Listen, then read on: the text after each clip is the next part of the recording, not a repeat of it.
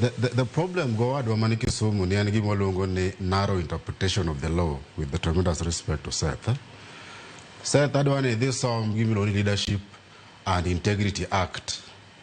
Adwani this section 42 subsection 7. Kia kanyo te this Katiba article 245 sub article 7. Seth ichaki uogi this National Police Service Act. Iwinja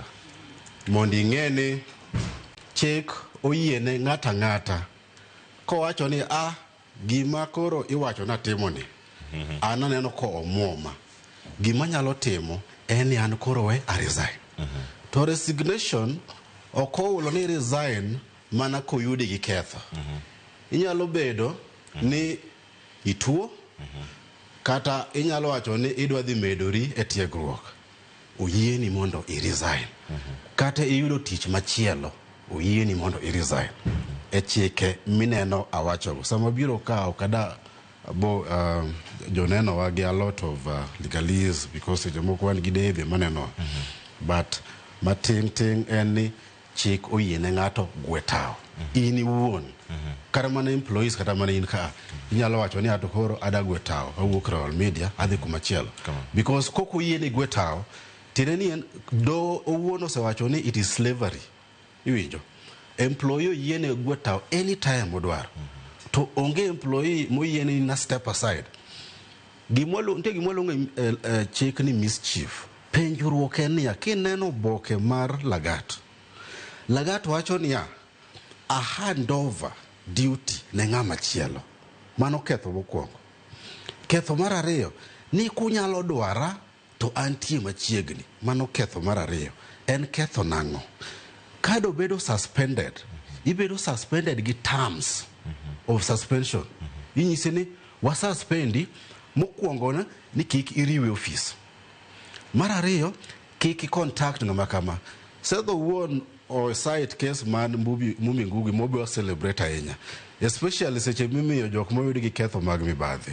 imiyo gi terms mag bond do owuone ma set terms ne ok ni ngat magwetao ngat ma step aside ema chiwo terms ge mag wuog office ni a hand over duty penjruok maduong' ni ngama no neno seche ma Lagat ne hand over duty beno tangno in terms of accountability and transparency ogodingo bedo wadhi weche mag presumption innocence ma gik mosebedo ka inyowa nikech kit kana wacho ni demokrasia molony nitiere pinje makata ka ajali oyudore to cabinet secretary kata minister machon mar transport gweta osetimore pinje mang'eny kata mana gach reru ogore piny to minister mar idarano ogwetao kamano iwinjo koro mage gik mwadwoko chien as a country ni wan waoye ndere to kwaneni to gimoluongo ni the concept of governance ere kaka accountability gi responsibility wuok saming'e ni ini koso ini wuon